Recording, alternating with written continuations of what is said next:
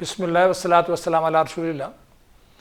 ہم نے پاکستان کی تاریخ کے حوالے سے کچھ سوالات اٹھائے تھے اور بہت سارے پروگرام کیے ہیں۔ آج میں پاکستان اسٹڈیز کے حوالے سے ایک اور موضوع کی طرف آتا ہوں، وہ ہے پاکستان کا کلچر، پاکستان کی معیشت، پاکستان کی پولیٹکس۔ تو آج پاکستان کے کلچر کے حوالے سے کچھ عرض کرتے ہیں۔ ہمارے یہاں سوشل سائنسز میں پاکستان کا جو کلچر پڑھایا جاتا ہے اس کی بنیاد کیا ہے، وہ کہاں سے ڈاٹا آ رہا ہے، وہ بنیادی باتیں کہاں سے آ رہی ہیں۔ مثال کے طور پر پاکستانی زبانیں ہیں، اور پاکستانی زبانیں جو ہیں یہ ہمارا لٹریچر کے حوالے سے بھی جو سب سلیبس پڑھایا جاتا ہے اس میں بھی یہ موضوع زیر بحث آتا ہے، اور ہمارے پاک اسٹڈیز میں بھی یہ زیر بحث آتا ہے، پاکستان کی تاریخ میں بھی زیر بحث آتا ہے۔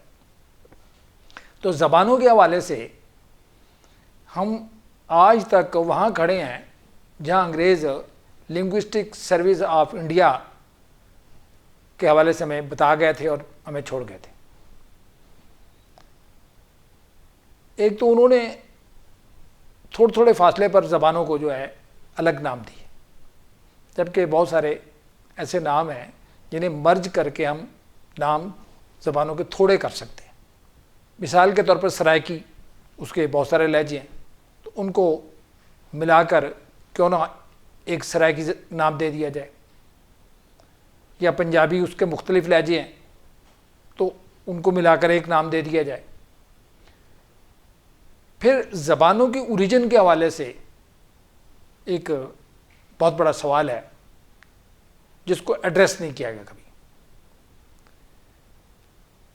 مثال کے طور پر حضرت امیر خسرو نے فرمایا تھا اپنی ایک مثنوی میں کہ ہندوستان کی ایک زبان ہے جو ہندوستانی ہے، اور اس کی آگے بولیاں ہیں، اور وہ انڈیا کی بہت ساری زبانوں کو اس زبان کی بولیاں انہوں نے قرار دے دیا۔ دوسری طرف لنگوسٹک سروے آف انڈیا جو انگریزی عہد میں ہوا، کلونیل پیریڈ میں ہوا، انہوں نے بتایا کہ نہیں، انڈیا میں بہت ساری زبانیں ہیں، اور کچھ دراوڑی ہیں، کچھ آرین ہیں، کچھ یہ ہیں، کچھ وہ ہیں،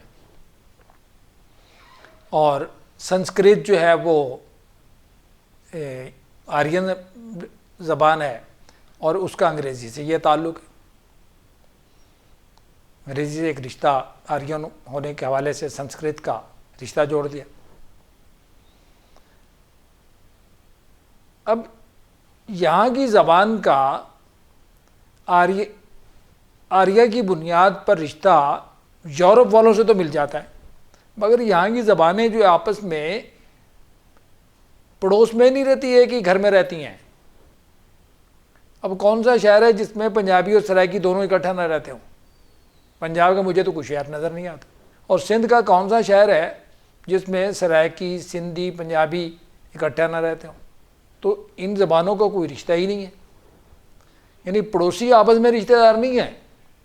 اور یہاں کی زبان جو ہے رشتہ داری اگر اس کی نکلتی ہے تو وہ جا کر نکلتی ہے دوسرے بر اعظم میں، اور بیچ میں کتنے ہی سمندر آ جائیں گے۔ اب یہ ریسرچر کا اپنا مزاج ہے یا اپنی ضرورت ہے، یا سروے کرنے والوں نے جو نتائج دیے وہ دے دیے، اور ابھی تک ہم پڑھے جا رہے ہیں۔ کیا ہمارے ہاں کے لنگوسٹ جو ہیں، زبانوں کے ماہرین جو ہیں، وہ خود کوئی تجزیہ نہیں کر سکتے؟ جو یہاں زبانیں موجود ہیں ان کی رشتہ داری کیوں نہیں نکالتے؟ اب اردو، پنجابی، سندھی، سرائکی، ہند کو، گجری، یہ جو یہاں کی زبانیں ہیں، ان کے جو مشترک روٹ ہیں وہ کیوں نہیں اکٹھے کر دیتے؟ وہ کیوں نہیں بتایا جاتے کہ یہ مشترک روٹ کے الفاظ ہیں؟ یعنی ایک ہی روٹ ہے، اس سے مشتق لفظ پنجابی میں بھی ہے، اس سے مشتق لفظ سرائکی میں بھی ہے، اردو میں بھی ہے، اور بہت ساری زبانوں میں، اور وہ مشترک روٹس بے شمار ہیں۔ تو اس طریقے سے یہاں کے لوگ ایک دوسرے کی زبانوں کو سمجھنے شروع ہو جائیں اور ایک دوسرے کی باتوں کو سمجھنا شروع ہو جائیں تو دلوں کے رشتے تو پہلے ہی ہیں،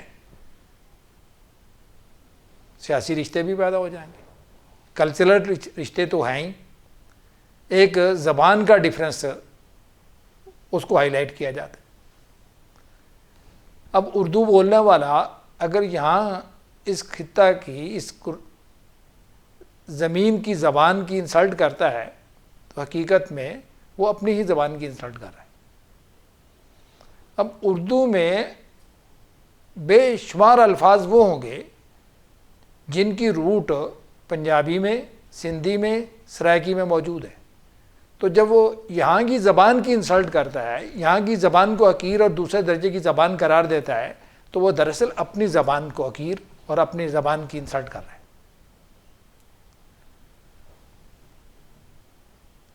یہاں ایک کتاب چھپی تھی اردو کے خوابیدہ الفاظ، وہ بھی اس بات کی گواہی دیتی تھی کہ اردو کے بہت سارے الفاظ ہیں جو استعمال ہوتے رہیں اور وہ پنجابی سے گئے۔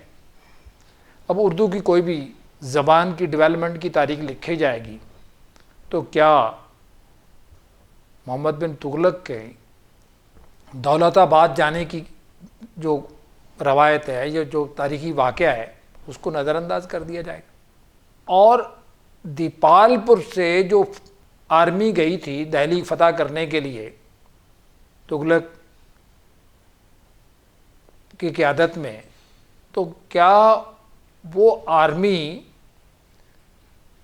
دہلی کی تھی یا دیپال پور کے آس پاس کی تھی؟ اور اگر وہ دیپال پور کے آس پاس کی تھی تو وہ گونگے نہیں تھے، بہرے نہیں تھے، یہاں سے الفاظ لے کے گئے تھے، اور جب دہلی میں جا کے بیٹھے تو وہ اپنی زبان بھی بولتے تھے اور وہاں کے لوگوں کی زبان سنتے بھی تھے، سیکھتے بھی تھے، بولتے بھی تھے، سمجھتے بھی تھے۔ اور دہلی اور دیپال پور کے لوگوں کا جو لسانی رشتہ ہے وہ مزید گہرا ہو رہا تھا۔ ویسے تو یہ رشتہ اس سے کہیں پرانا ہے، صدیوں پرانا ہے، بلکہ یہ اس رشتے کو تلاش کرنا ہو تو ہزاروں سال پرانا نکل آئے گا یہ رشتہ۔ اب دہلی سے جب محمد بن تغلق اپنی فوج اور اپنے شہریوں کو لے کر دولت آباد گیا، جو دیپال پور سے فوجی گئے تھے وہ اس کے ساتھ گئے تھے یا نہیں گئے تھے، یا ان کی اولادیں ساتھ گئی تھی یا نہیں گئی تھی؟ اور وہ جب دکن میں جا کے بسے تھے تو وہ اپنے الفاظ وہاں بولتے تھے یا نہیں بولتے تھے؟ اور دکنی زبان کی یا دکنی اردو کی جو کتابیں ہیں، میں انہیں پنجابی سمجھ کے پڑھتا ہوں تو میں بڑی آسانی سے سمجھ جاتا ہوں، میرے لیے تو کوئی رکاوٹ نہیں بنتی۔ اور وہی زبان ولی کے زمانے میں پھر دہلی میں فروغ پاتی ہے۔ تو اس طرح میں جو بنیادی تھیسس میرا ہے وہ یہ ہے کہ ہمارے ہاں جتنی زبانیں ہیں ان کی روٹس جو ہیں وہ مشترک ہیں، یا تو یہ ایک دوسرے کی بہنیں ہیں یا کم از کم کزن ضرور نکل آئیں گی۔ تو ان کی رشتہ داری تلاش کرنا یہ آج کے دانشور کا کام ہے، اور ان کی رشتہ داری پڑھنا ہمارے آج کے طالب علم کا رائٹ ہے۔ یہ سوشل سائنسز میں اگر یہ تحقیق شامل کی جائے اور ہمارے آج کے لوگ یہ تحقیق پڑھیں تو یہ سفر تحقیق کا آگے بڑھے گا اور محبتوں کے رشتے پروان چڑھیں گے۔ اور یہ جو انگریز ہمیں سکھا گئے ہیں کہ ہم ایک نہیں ہیں، ہم بے شمار ہیں، تو ہم بے شمار ہو کر پھر ایک ہو سکتے ہیں۔ تو اسی پر میں اپنی گفتگو ختم کرتا ہوں۔ بہت شکریہ۔